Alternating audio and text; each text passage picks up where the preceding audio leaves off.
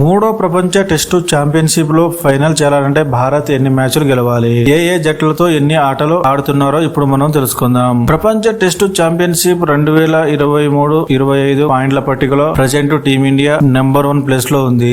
బంగ్లాదేశ్ ను ఓడించిన తర్వాత టీమిండియా 80వ ర్యాంకింగ్ లో పాయింట్లను సంపాదించింది మరియు జట్టు విజయ శాతం 71.67 గా ఉంది. ఇప్పటి వరకు జరిగిన WTC మూడో ఎడిషన్ లో టీమిండియా 1-0తో వెస్టిండీస్ ను 4-1తో ఇంగ్లాండ్ ను ఓడించింది. ప్రజెంట్ బంగ్లాదేశ్ ను 2 టెస్టుల సిరీస్ లో 1-0తో ఓడించి ఆధిక్యంలోకి వెళ్లింది. టీమిండియా బంగ్లాదేశ్ తో 1, న్యూజిలాండ్ తో 3, ఆస్ట్రేలియాతో 5 టెస్టులు ఆడాల్సి ఉంది. ప్రజెంట్ సౌత్ ఆఫ్రికాతో జరిగిన మ్యాచ్ లో టీమిండియా 1-1తో టైగా ఉంది. భారత్ ఇప్పటి వరకు ఒక మ్యాచ్ లను ఓడిపోలేదు. ICC నివేదిక ప్రకారం WTC ఫైనల్ కు అర్హత సాధించాలంటే టీమిండియా రాబోయే 9 మ్యాచ్లలో కనీసం 6 గెలవాలి.